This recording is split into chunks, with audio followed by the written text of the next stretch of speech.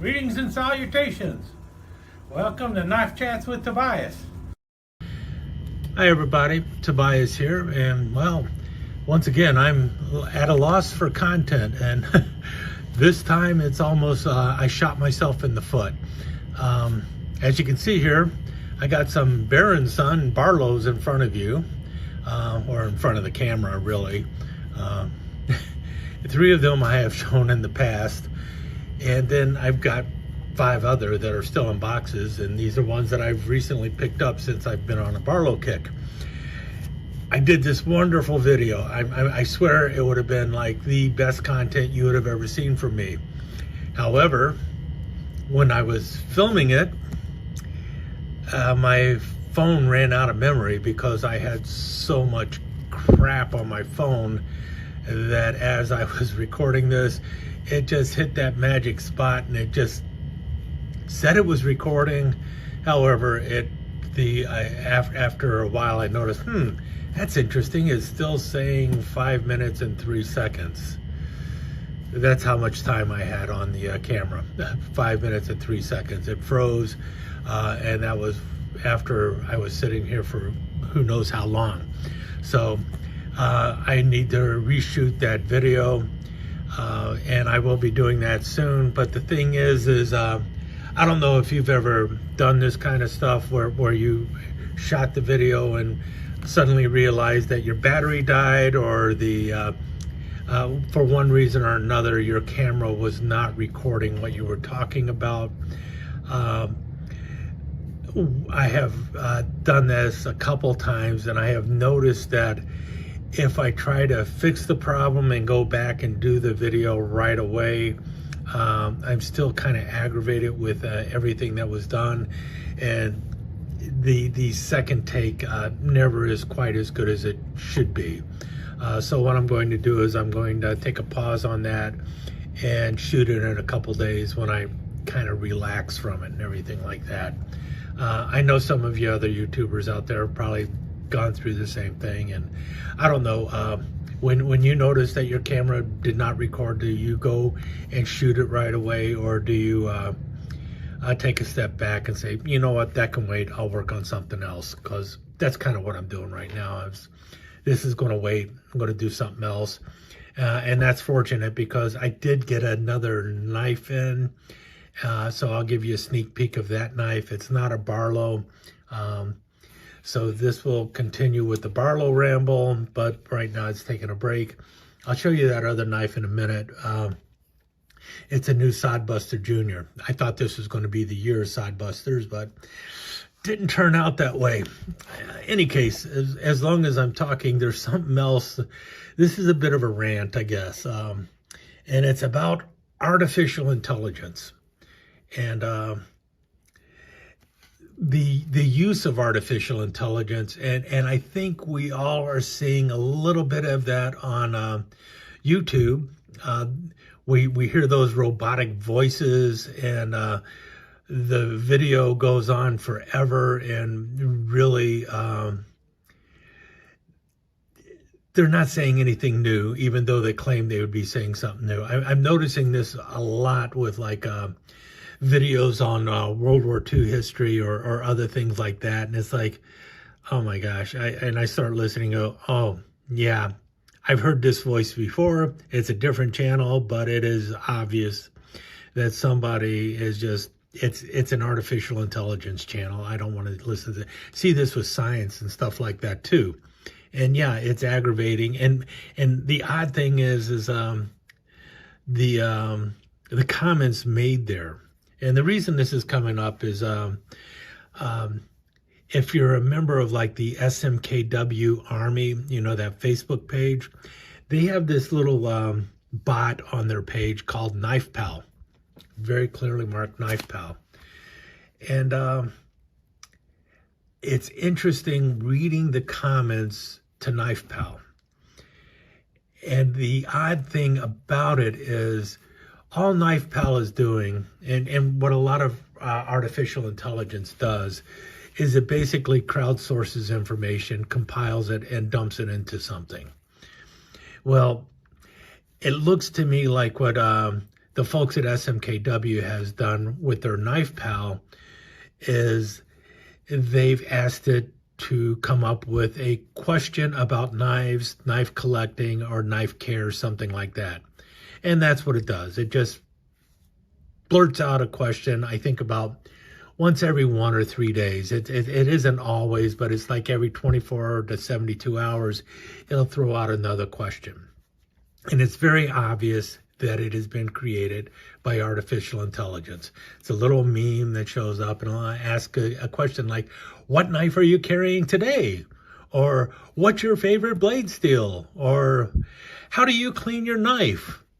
You know, questions like that. And people get irritated to all outdoors over it.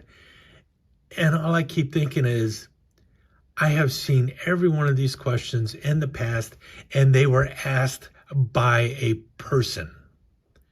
And people were happy to answer it. They just, oh, what knife are you carrying? Oh, this is the knife I'm carrying today. Oh, yeah, here's the knife I'm carrying today. You know, and they'll show pictures. I do it too. You know, somebody asks, and it's like, what's your knife today? This is my knife today, you know, or something like that. Or how do you clean your knife? And it's like, I use Flitz, or I use, you know, whatever, rubbing compound or whatever like that. And all I see is, I'm not going to talk to no bot, and everything else is like, what difference does it make if you had an individual or a company say, basically throw out a random question about a knife? The knife company could very well be interested in this, but it's like, how do we get random questions asked about knives? And, you know, that'll entertain people, because that's part of what the Facebook page is there for, is for knife entertainment.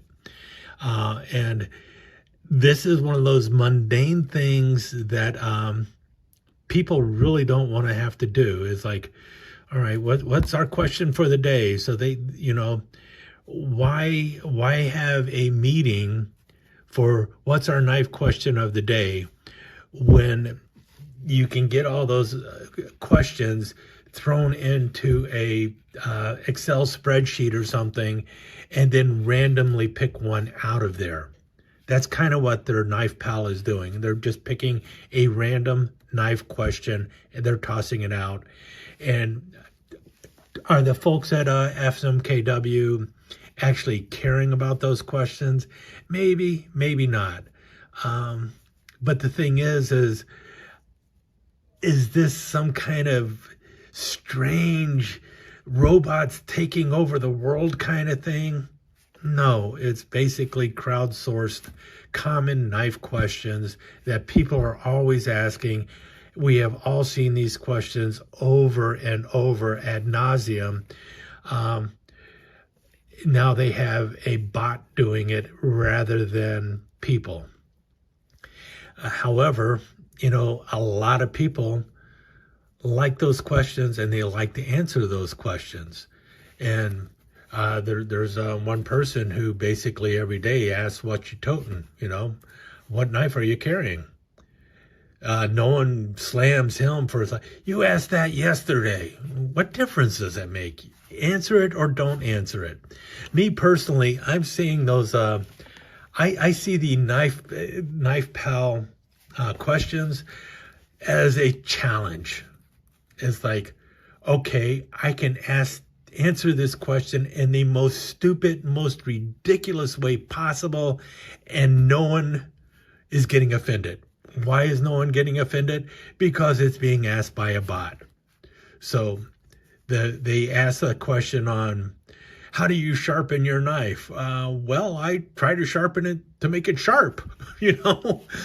Or how do I sharpen my knife? I take it and I rub it against the nail file until it is as dull as possible, and then I give it to somebody else and let them try and sharpen it. You know, anything, just, you know, so it's kind of like, I don't care, you know, I'll answer your question. And it's just, you know, having a little fun with the bot. And maybe it screws up the algorithm. I don't know. I don't care.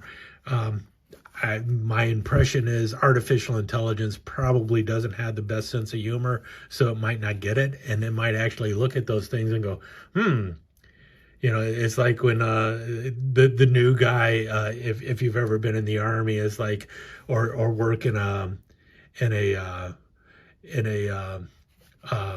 car repair place, is like sending the new guy out for a go get me a quart of blinker fluid, stuff like that, and watch, or sending someone out for the left-handed monkey wrench, stuff like that. I need a quart of track tension, those kind of things, just to play with people's minds.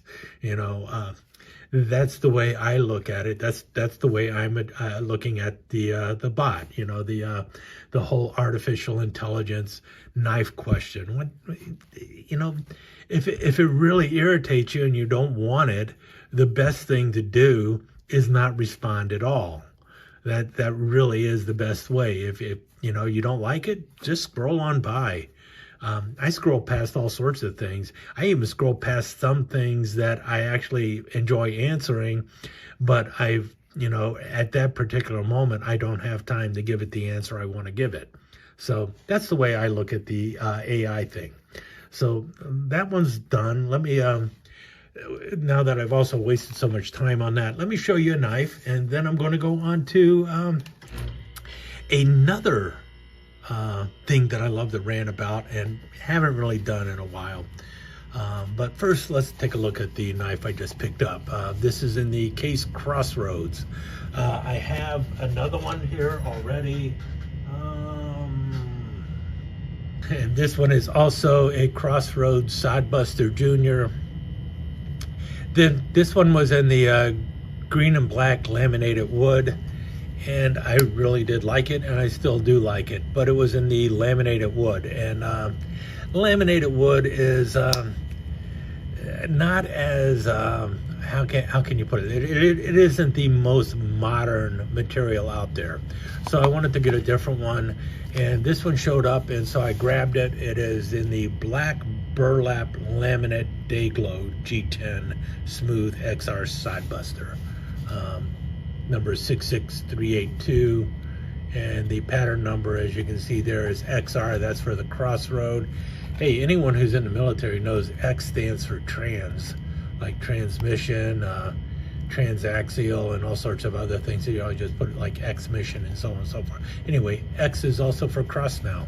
XR for Crossroads, and then 1037. That's the number for you usually see for a Sodbuster Junior. And then the S35VN is the blade steel. In any case, comes in a blue box with the Crossroads on the bottom there. This one also came in a similar box, just a different number. Man, am I just yapping for no reason. In any case, I have gotten it out of the box before, but put it back in there. That's why it is not wrapped as well as it should be. And this is in, I believe it's a black laminate micarta. They left out the word micarta in the description.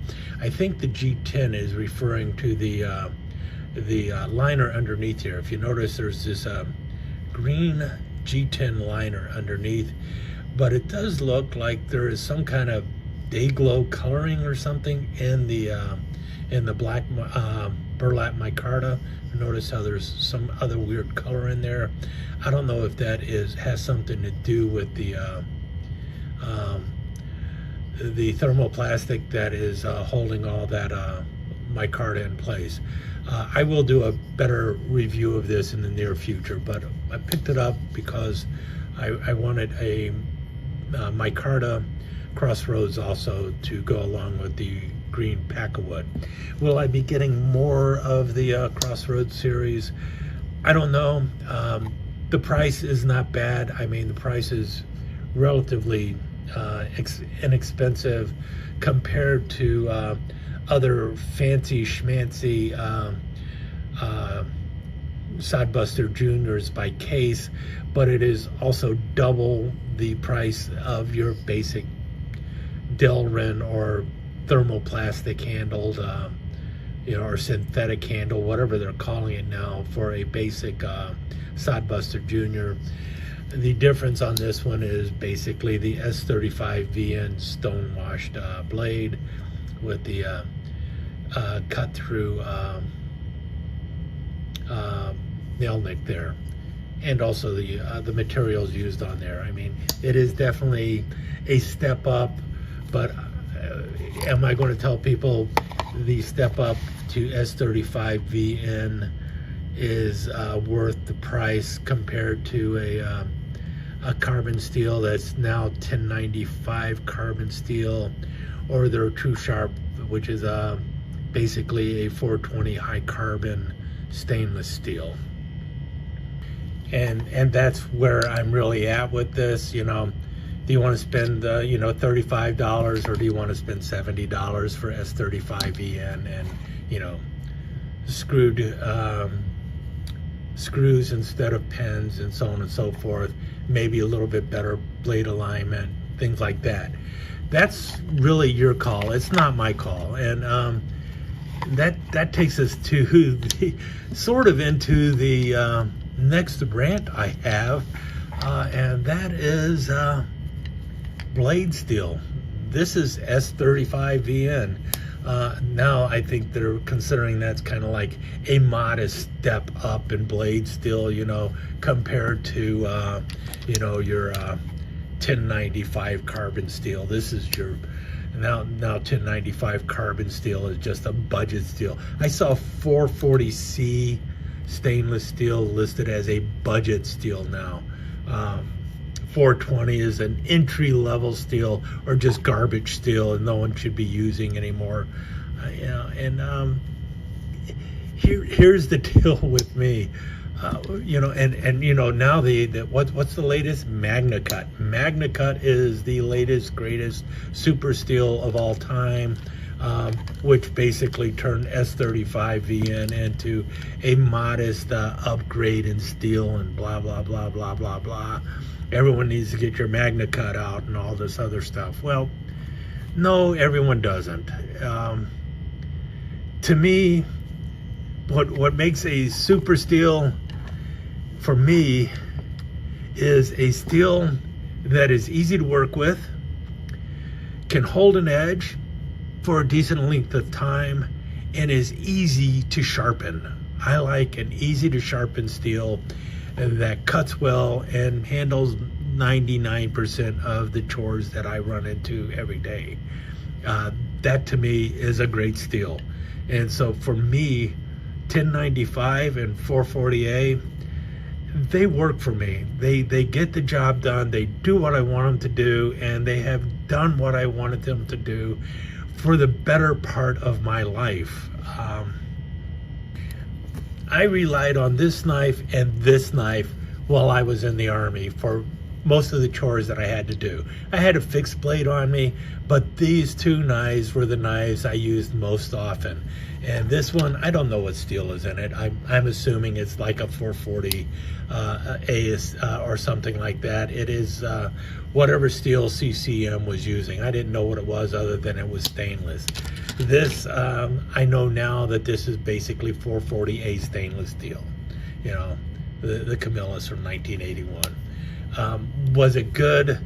It was good enough for me. You know, occasionally I'd have to sharpen it, but it worked. It did what I needed it to do when I was in the Army, in the field. You know, most of the time, the worst thing I had to cut was some sticky tape or something like that.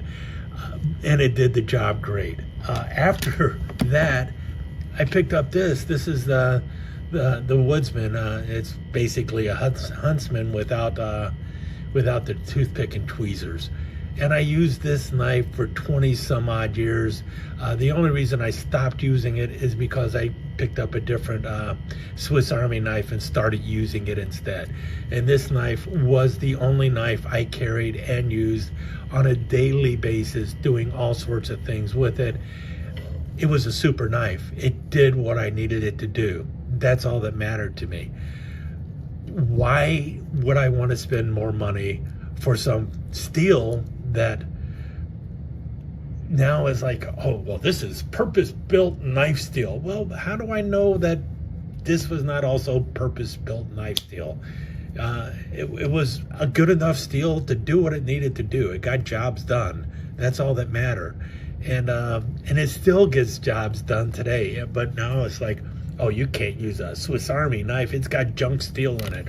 You can't use a case sod buster. It's got junk steel in it. So that's the only reason they popped it up to S35VN, is because people are like, I don't want to buy that knife. That doesn't cut anything because, oh my gosh, it's got true sharp. We don't even know what kind of steel is in there because it's true sharp stainless steel. I got to have this in order to cut this. It's like, what are you actually cutting with it? And what do you actually need it for? And a lot of people are like, oh, I have to sharpen this knife too often and it gets dull too often. It's like, well, what are you doing with it that it is getting dull that often? I swear, for most people, they're saying that and they're not being 100% genuine with them. Now, there are people who I know use a knife constantly with their work. Especially people who cut up a lot of boxes. And you know what? The best knife in the world for cutting up a box is a box cutter with a replaceable razor blade. Those work better than any knife you're ever going to get, because when the blade gets dull, you remove the blade and you throw it out and you get a new one. So, and if the best thing you're doing with your MagnaCut blade is cutting cardboard, why in the world did you spend $300 for a box cutter when you could have got one for $1 and just replace the blade every once in a while? It's going to last just as long or longer. And when it does get dull, you're going to be able to, well, in the case of a box cutter with a replaceable blade, you're just going to replace the blade. With the MagnaCut, if you chip that blade and you're going to have to work it out so many times, it's like, how do you sharpen your knife? I send it back to the factory and they sharpen it for me. Wow, you are one heck of a knife guru that you don't even sharpen your own knives. I'm sorry.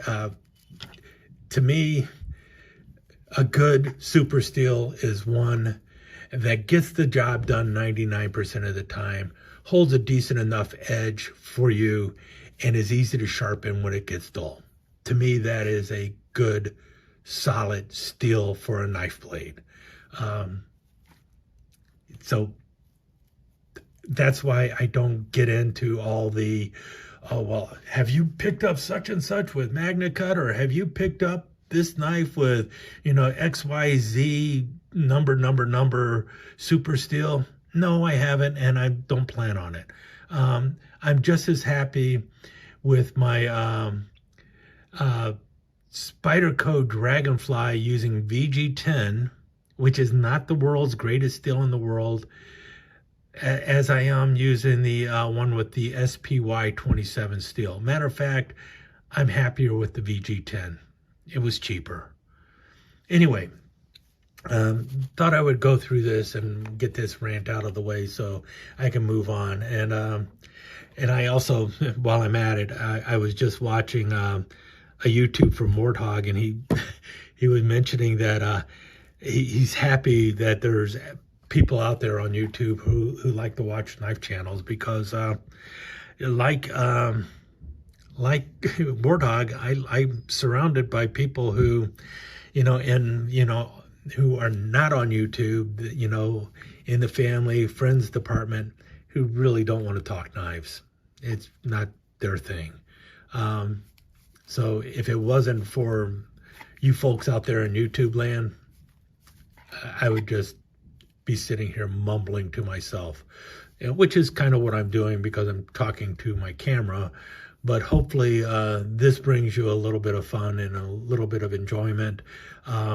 If you are a person who loves MagnaCut, no offense was intended. It's the steel that you like, and go for it.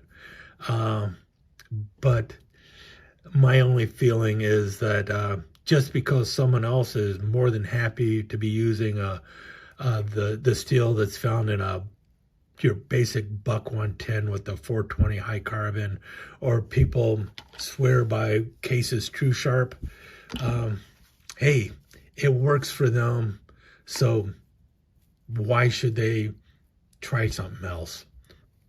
In any case, I will be working on these this Barlow video in the near future, and hope you had a good time here. Remember, folks, please leave comments. I do appreciate any comment. I have not been replying as much as I want to, but that problem will be rectified within a week or two, and then things will get hopping, and I'll get back on track. In any case, talk to you again soon, and thanks for dropping by. Let me take just a second to thank you once again for dropping by and spending a few minutes here at Knife Chats with Tobias. I really do appreciate it, and I do appreciate any comments that you leave. So please remember to give me that thumbs up, and also don't forget to subscribe and ring that notification bell so you'll know when the next episode is up and running. Thanks again for dropping by. Really do appreciate your time here.